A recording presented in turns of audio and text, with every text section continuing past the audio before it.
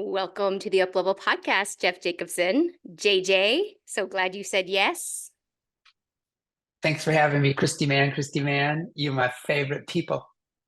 Well, I'm just going to let the listeners know. I got to get it off my chest. Jeff, you are one of my favorite people. You were my first coach. And I know I've told you this multiple times. I've posted on social media like every year, but I'll keep saying it to people. You, out of all of my mentors and leaders, have had such a profound impact on my life. You, in a moment where I was just spiraling, I asked you to be fierce yet loving, and you were fiercely loving and had the bravery to say, Christie, you are the common denominator in these situations. Like, you need to take responsibility for your life. And I'll never forget it. Did say that. Yeah, you did say that. And this is one of your gifts, Jeff Jacobson, is that you love people so much, you'll say the thing that maybe their best friend won't say to them. Thank you. You received that so well. I remember how you were like, I got to do something different. Will you just give it to me with fierceness and kindness? And we had a really fabulous, intense conversation about that. We talk about leading through chaos and courage and change. Yeah, thanks for letting me be your talking partner with that. And you really took it and ran with it. Hmm. He's so humble, folks. So, as you heard in his bio is also very humble because it really doesn't speak to the multitude of things that he's created, the people that he's served, the places that he's served in. And one of the reasons I thought Jeff would be a great guest for this series of leading through crisis, chaos, and change is that he's a big proponent on kindness. How do we cultivate kindness? So let's just go right there. What is important to you about serving that up, helping leaders, helping humans find this kindness? And what's your definition of that? It's been an ongoing process, and this is the newest iteration I've been able to come up with because I've struggled with it before. Kindness is important, but sometimes it doesn't seem to land well. And I think I've been able to, as I sift through this, what I don't mean by kindness, you know how you have to do that a little bit too. Like, well, what don't I mean? I don't mean being a doormat. I don't mean not having boundaries, being nice all the time, or toxic positivity. What I'm talking about is, well, here are these 5 components that I think of with kindness. And you may hear them and go, oh, of course. And you might go, with some of them. But clarity, honesty, sweetness, play or creativity, and vulnerability. And they don't go in any order, but clarity, honesty, sweetness, playfulness, creativity, and vulnerability. And to me, it's the working buckets that I'm playing with. I like how that rounds out this idea of kindness. Okay. Yeah. Can you take us through those five buckets? And as humans right now, and we say this on the UpLevel podcast, if you are alive, you are leading. You're a human, so you're leading. Yeah, And right. so we're throwing out that old definition of leadership. And Thank goodness for that. thank goodness. What we really, really want is for folks who are listening to drop into these 5 buckets and see how kindness could help them lead through crisis, chaos, and change. Teach us. Alrighty. If I go backwards, to me, being kind, like being vulnerable, that last one that I talked about, am I willing to be kind enough in my interaction with you to be more rather than less real? Not oversharing, but to be real with you. If you and I are doing a project and I'm behind, or I'm intimidated by what you've created versus what I can create, am I willing to tell you that? Tell myself first, and to tell you, and am I willing to let you be vulnerable? To be like, oh, I screwed up the PowerPoint last night, or the power went off. We were just talking about that. Yep. And that doesn't have to be a destination, but can I hold the space for that you're a human being and I'm a human being and we screw up or we're afraid? Yeah. I mean, I feel like I could just go on that one, but like that I let you be a flawed, gorgeous human being and let myself be a flawed, gorgeous human being. So the part of vulnerability is really accepting our humanity and accepting others. Yeah, can I be kind enough to not hold this ridiculous standard of myself that I always have to show up perfectly at work? And that you can too, that you can show up as human. We were just It's a talking little about jargony. this. I love it though. Yeah. We were just talking about this before we hit record because I'm in Costa Rica. The power drops like multiple times during a day, and I get very anxious about it. Specifically, if I'm leading a course or doing a podcast, there's this thing about, well, it's not professional. And I can't That really, term, right? that term, it's not professional. I can't really control the infrastructure in the jungle. I mean, I wasn't here when they started conversations about building infrastructure. And yet there's No. this like conditioning of um it feels so vulnerable to not have it be professional, sound good, look good. And it's not even about looking good. Yes. It's just about like, I don't want to let people down. I don't want to let you down. I don't want to let the listeners down. If I'm co-leading, my co-leader, my students. So is this in the bucket of like being willing to be Yes. vulnerable? Okay, to be messy, Yes. to be Being willing. human. Yeah. I'd love it if we updated the term professional to mean let's agree on what our deliverables are. Let's talk about what a successful end result would be. And let's do our best to create some really good stuff together, and including messiness. And like, what if professional meant that I could tell you I didn't reach the deadline that I said, or I blew the deadline. I'd like to get back in good graces with you. Can we rebuild our relationship there? What if that was professional? Not it's always perfect. Or, the minute I say professional, I feel like I have a stick in my spine. Completely. So We also, should probably just spend this whole time talking about vulnerability. I mean, let's be honest, that this is part of the medicine that's needed right now, right? Um, Yeah.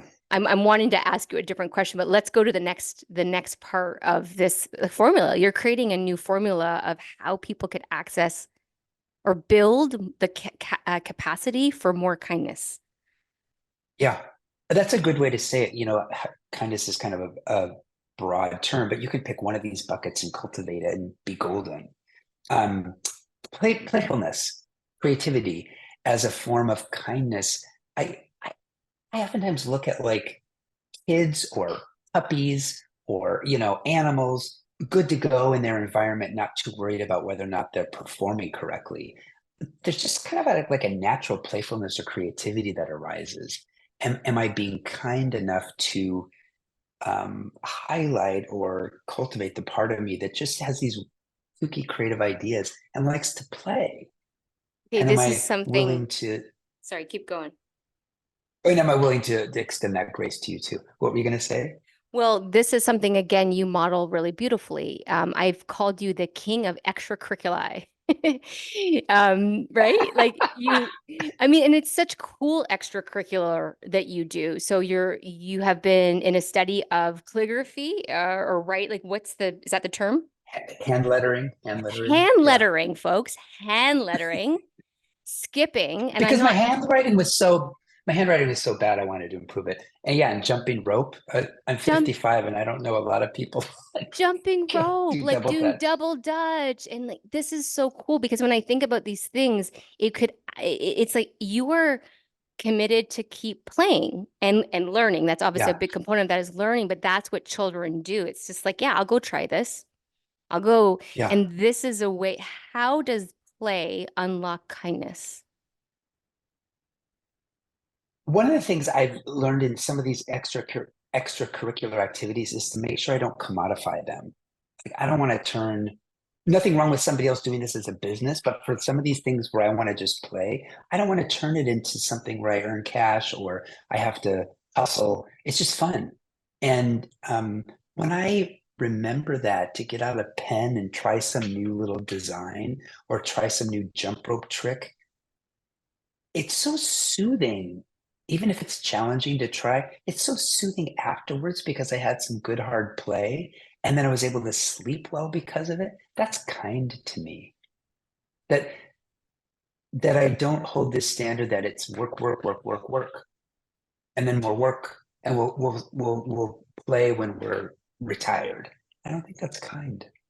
It's so kind. And there's neuroscience behind it, right? Like it's you are then going to activate different neural pathways, which if we're always like using the same lanes in our brain, that's so Oh yeah. exhausting. And then we become these like one trick kind of humans. And part of cultivating kindness is realizing that there's so many different pathways for us to like play with and express ourselves. And we need, I mean, we have Yes. that privilege, right? We know that not all people have access to that type of privilege, but we have that privilege. I think folks who are listening to this do, that play can become a way that you're growing yourself, you're growing your capacity so that you're not just on that same note all the time. Oh, that's well said. And that, like, the lack of kindness if you're just grinding that one note over and over again. You and I walked into an elevator one time after talking about some kind of spicy topic. And there was an employee on the elevator, and we both went really quiet, really fast, and I didn't know what to do. So I went, "Hi, this really awkward greeting." And you were laughing so hard, and you teased me wonderfully about it. We tease each other about that so much. That was so playful with me. I mean, because you're very playful, Christy, and we've laughed so much about it. That thing really cracked me up. Well, it still We felt cracks like me we were up. kind of in trouble. Oh, I loved it. Like, yeah, it was, I felt like your like little boy felt like, oh, I just got caught, saying some inappropriate things. Like, like what was Yeah. the word? Like it was sassy and simmering what we were talking about. And I still once in a while, if I haven't connected to you once in a while, I'll just send hi, or you'll do the same to me. Hi. And so This is so awkward. so Yeah. awkward. So, I Playfulness. want to put that out to the listeners. When was the last time you had one of those natural awkward moments that even if it was just you, but it brought you so much humor, like you amused yourself because you just were like, this is so silly, or you were with a pal or a colleague and it was like, oh, I laughed so hard that I peed my pants. Like that was one of those moments for us. That is healing and that is kind to cultivate those. Oh, oh, that's a good reminder. Like, to think back to the times when you have laughed so hard, or you just did something sort of awkward or goofy, but also kind of creative. And then you just can't stop thinking about how funny that was.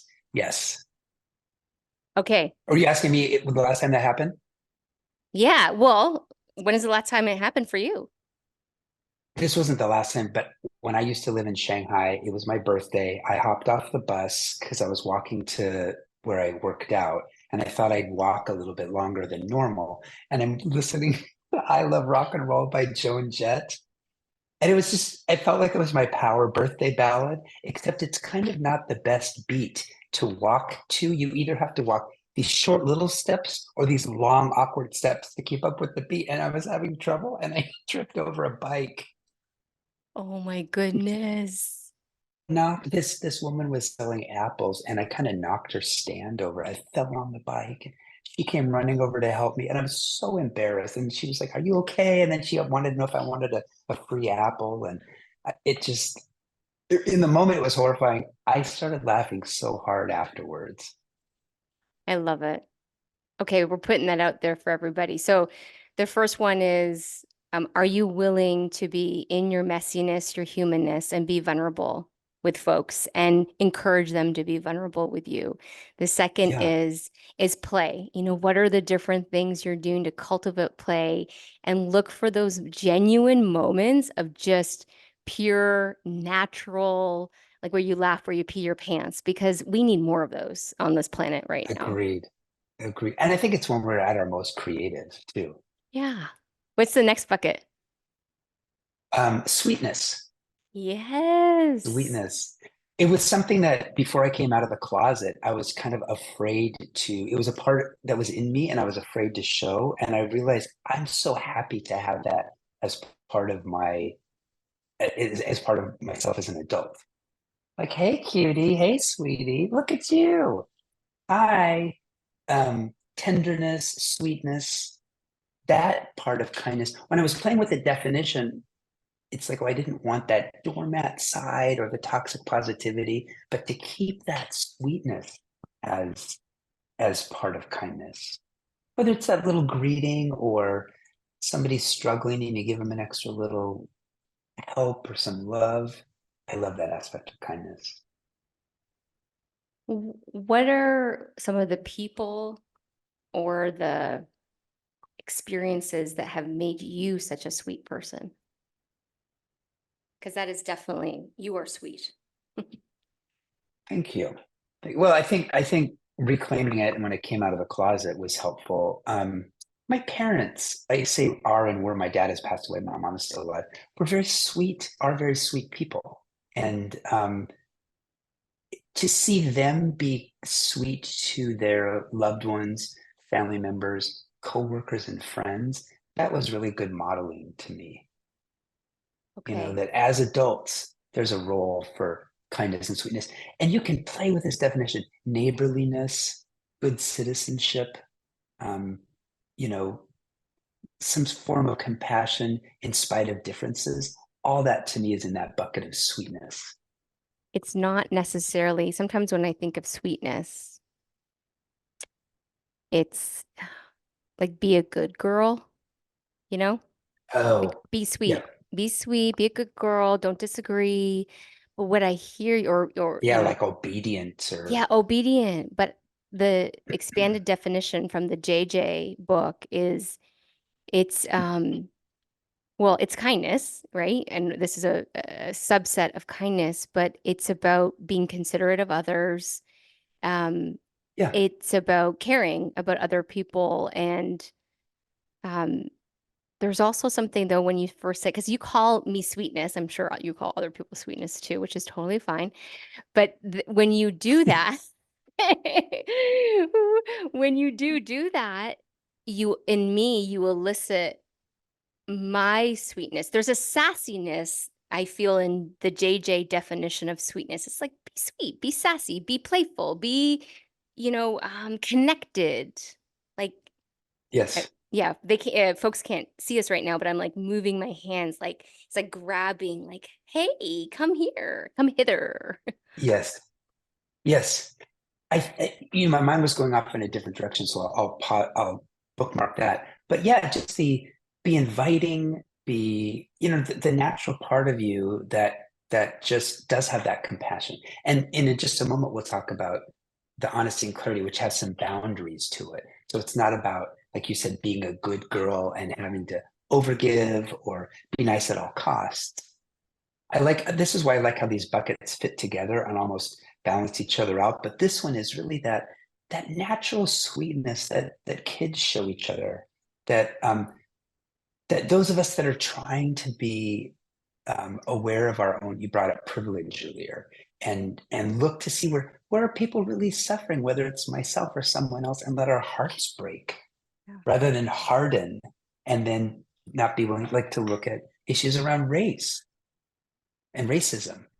We need our hearts to break and to be much kinder and sweeter if we're willing to say, this is a system that is unkind and unfair to a large majority of people. I Beautiful. think that needs that sweetness. That's about the sweetness. I think it's also maybe this is where our ability, we talked about this, to hold multiple perspectives stands. And I've said to my listeners like this, I could be a broken record because I'm really, really taking a stand for us to re-remember as humans. It's actually one of what makes us stand out from other animals in the animal kingdom is that we have the ability to hold multiple perspectives. Like we have that form of Yes. emotional intelligence. And I think if I'm tapping into the sweetness bucket, it's like I can be sweet by putting myself in the shoes of that person who has a perspective that I just do not agree with at all. But what is there for me to learn from standing in their shoes? What am I not hearing because I'm not open because like I'm not being sweet, to what's possible.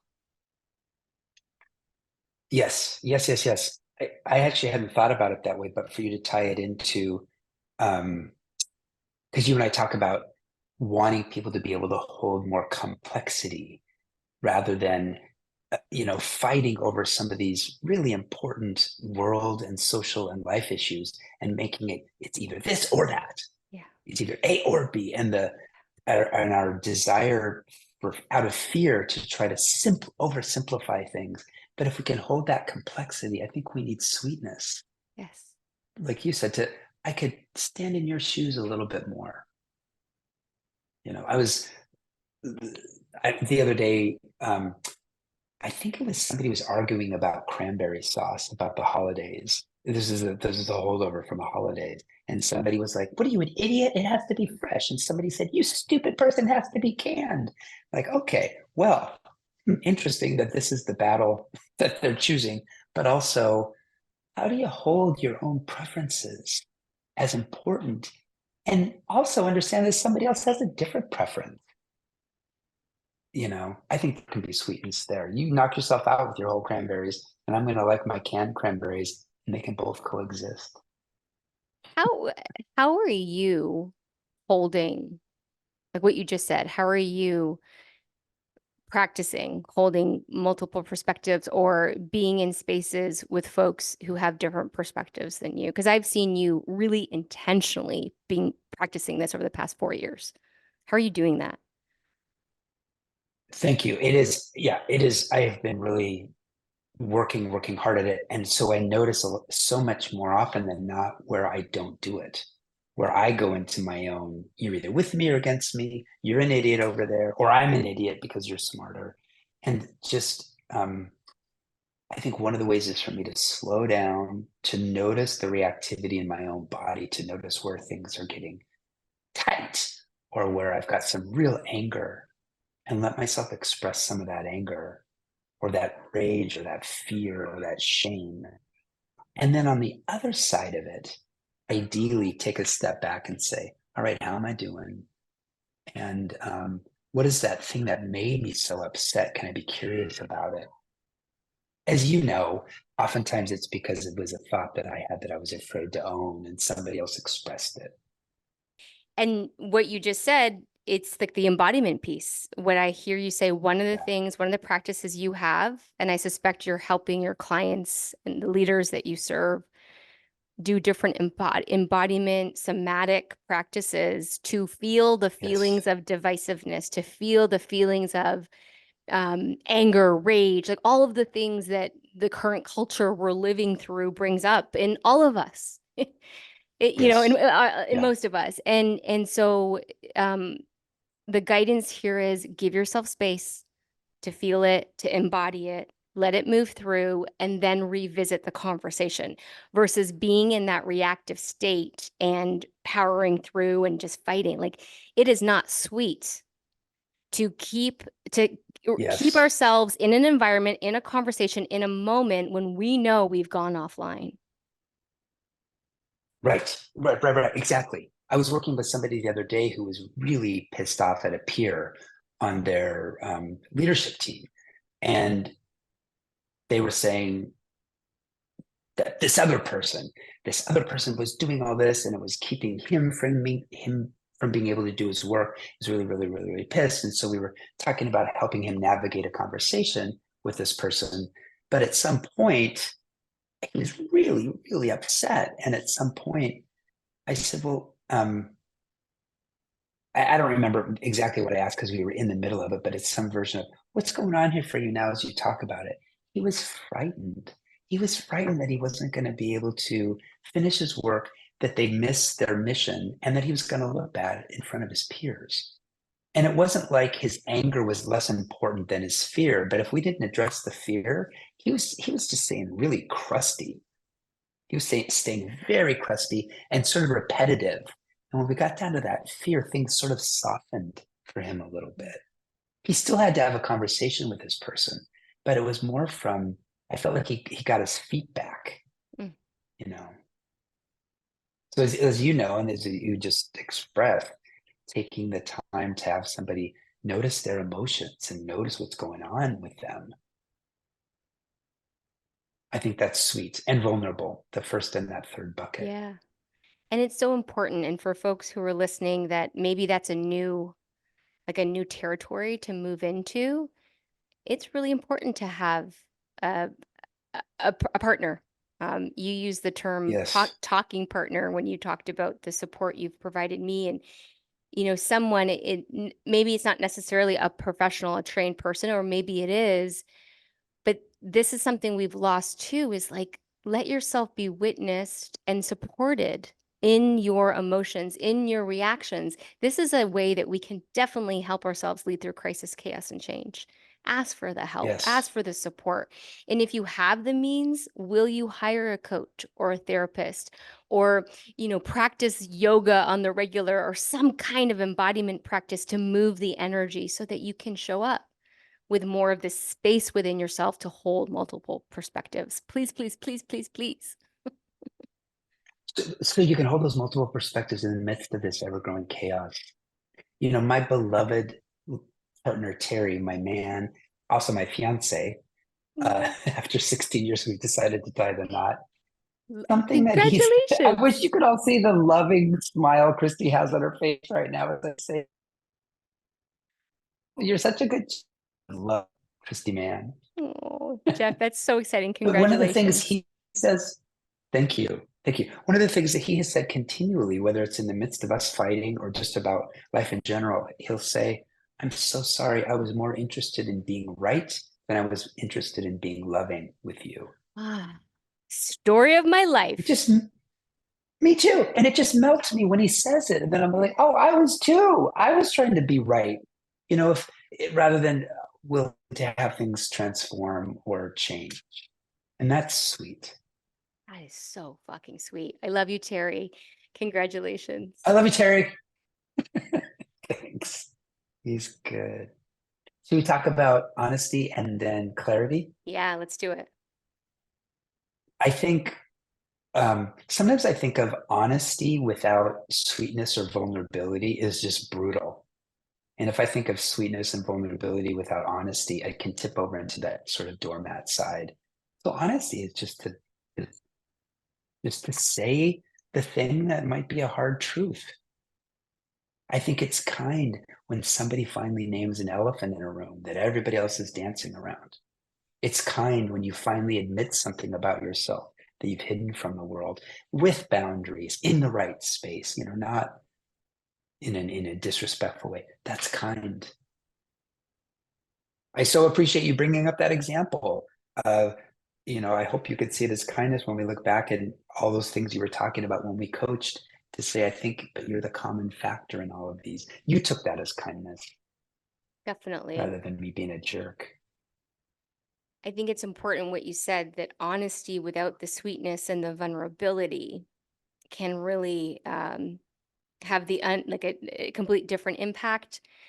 I used to think being very honest and direct was one of like my gifts, and it came from a place of trauma almost, because I had an Oh, experience with my parents where they weren't honest with me, and I obviously at a young age made a decision that I will just be so brutally honest.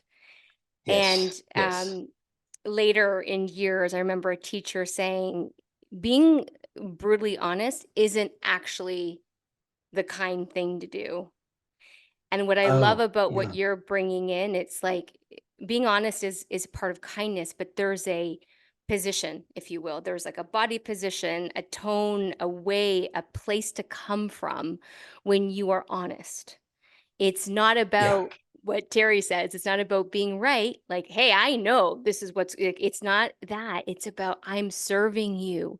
I'm supporting you maybe to see a blind spot, or I'm sharing this truth because I so want you to have that, that liberation, that experience, that fill in the blank that that person is after. yes. Right. I know the parts in me at times that I say I'm being honest because I wanted to weaponize and hurt that person. My fangs came out and I wanted to draw blood. And I lied to myself and said they needed to hear the hard truth. But my stance wasn't kind, it was cruel.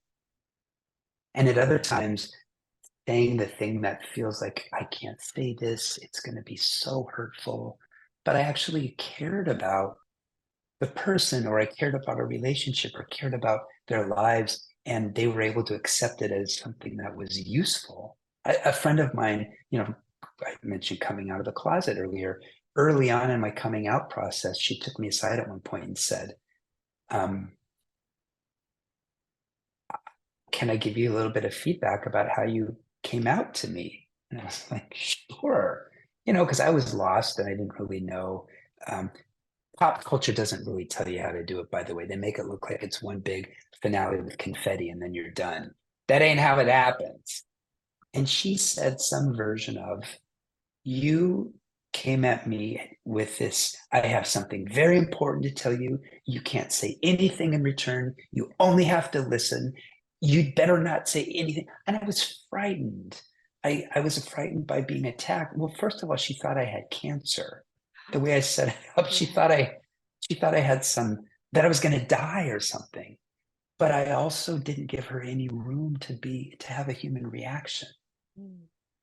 And that was honest, and it hit me right. Those kinds of things where it just hits you right in the heart. Yes. I was so appreciative that she said that she had the courage to say that. She wasn't doing it from a place of, Jeff, you were mean to me and I want to get back at you. She wanted it to go better for me. And that's a That beautiful was very example. kind. Very kind. Like, yeah, so when we are honest, let's know where we're coming from. Like, what is the starting point of what we're sharing? And is it the right time for that conversation? I think really Yes. asking the person, are you open to this conversation right now? Is it a good time for you? This goes for people managers. It's with feedback, Yes. right? Like, we really need to get in a habit of asking folks upfront, like, how do you like to receive feedback? Yes. And remembering that as a people manager. And then when there's time to, well, first of all, let's deliver positive feedback consistently and well and all the time, so that when you do have constructive feedback or developmental feedback, the person doesn't feel like they're being made wrong or being ostracized, but yet it's just another conversation, with my people manager, with my leader, with my colleagues.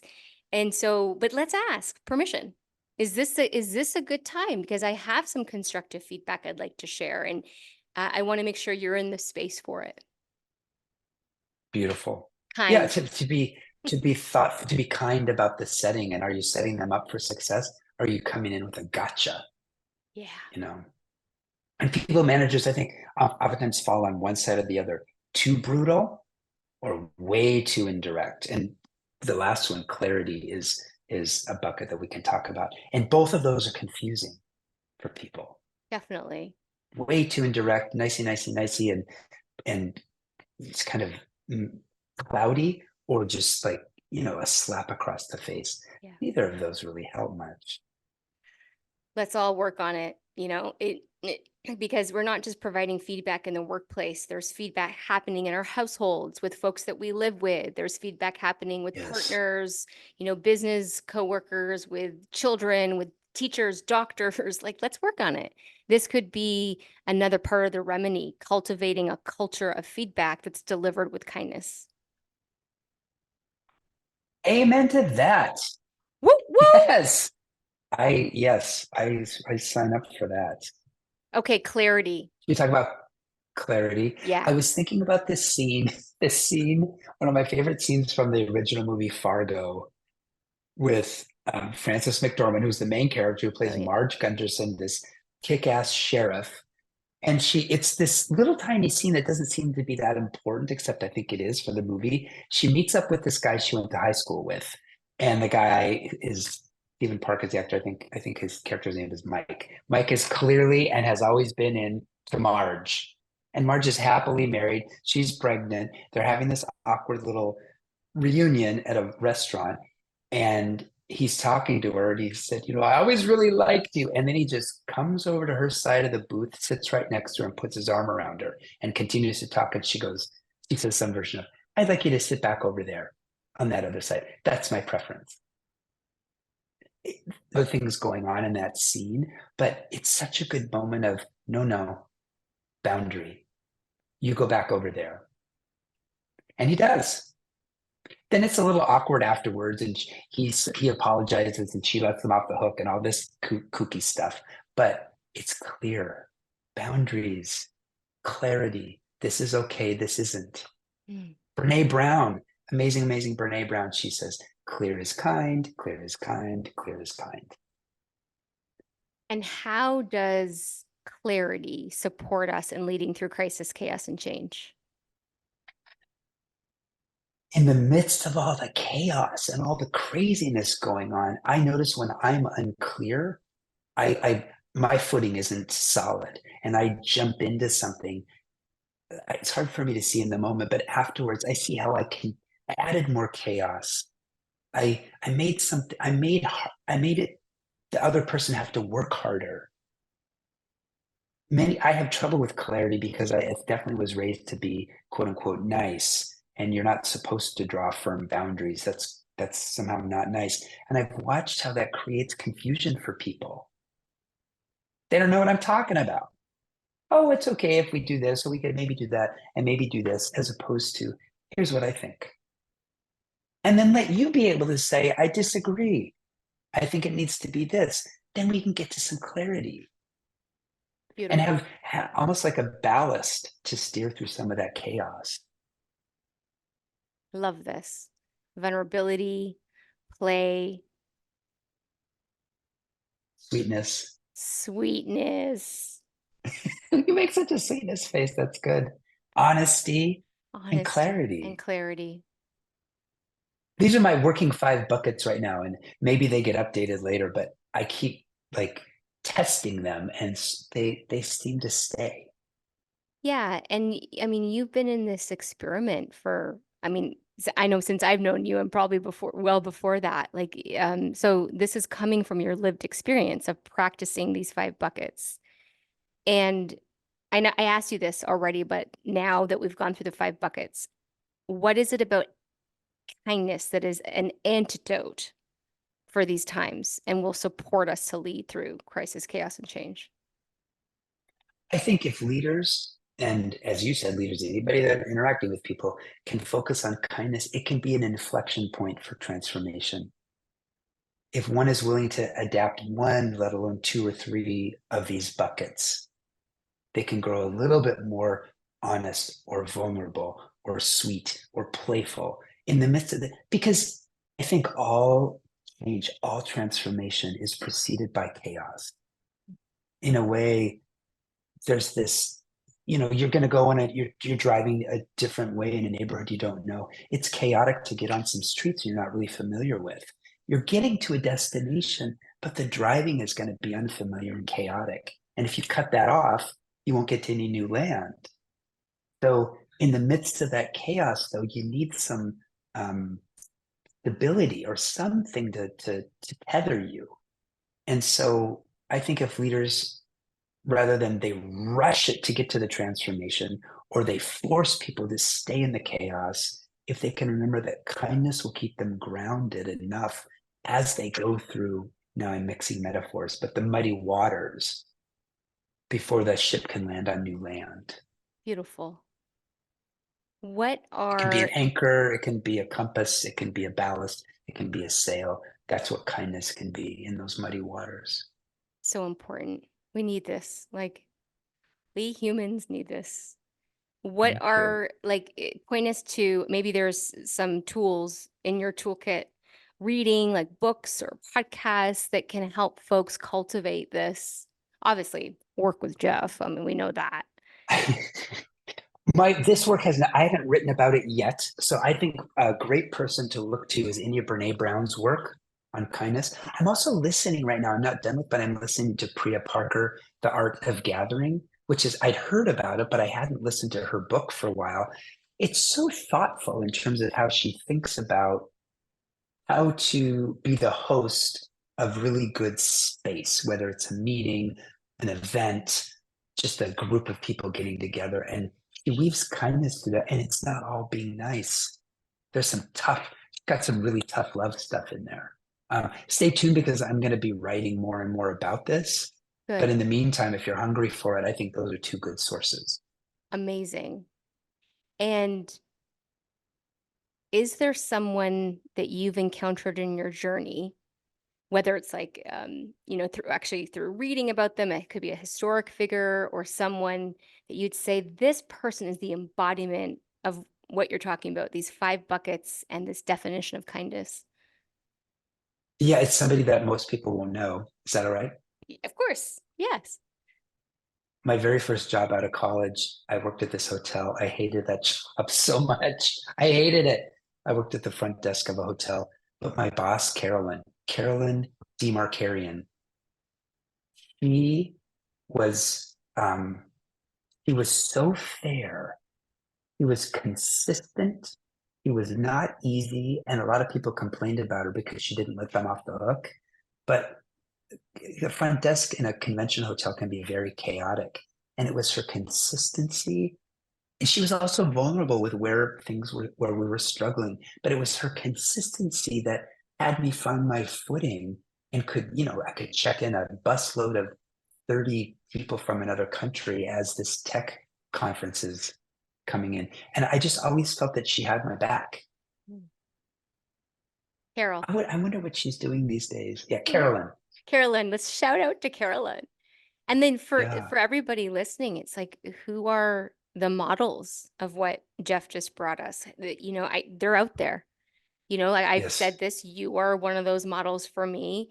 And I think if we all take the moment just to sit with it, it's like, who else is leading and living through these buckets? And let's tune into that, because there's so much for us to grab onto here that's going to support us to navigate these times. Agreed. Who are your sweet older relatives, your neighbors? Is there a teacher that always comes to mind when you were little? If you don't have it, you might need to pave the way for yourself. Ooh, Look for and be that person. I like that. There's a call to action, folks. Can we be this person that comes from kindness? And remember, it's not nice. It's not niceness. There's a distinction that Jeff's really helped us learn about in this conversation. And so that's important, because we don't need more niceness. We need more kindness. Christy, thanks for you really made some beautiful distinctions today. I'm walking away more excited about this topic than ever. Yay. So Well, I'm not surprised, but you're such a good conversationalist. I can't wait to read the book and support you to get it out in the world. And how can people stay in touch with you, find your work with you? Jeff Jacobson Coaching is my Instagram feed. And just remember, it's Jacobson. I'm also on LinkedIn. I can just drop my website to you if you want to put that Well, up it on will the be in the show podcast. notes, but we'd love to hear it from you too. Yeah. JeffJacobsonCoaching.com. And any final words? You shared so much brilliance, but any final words for your wish or your prayer for humanity in this moment in time? Yeah, one wish, one prayer right now for anybody listening. If you can grab an extra moment of kindness for yourself, if that's a little bit extra self-compassion or rest or a chance to laugh with, not at, but with yourself, a little bit more honesty. You might only be able to sustain it for 5 seconds. That's good. That's good enough. That's good enough. Hi. That's my wish. Hi. Hi. Hi. I'm JJ. That's the best, Christy, man. That's Hi. the best. Hi. Hi. All right, uplevelers, thanks for tuning in. Follow Jeff if you're not already, and tap into this kindness medicine. This is definitely a remedy for these times.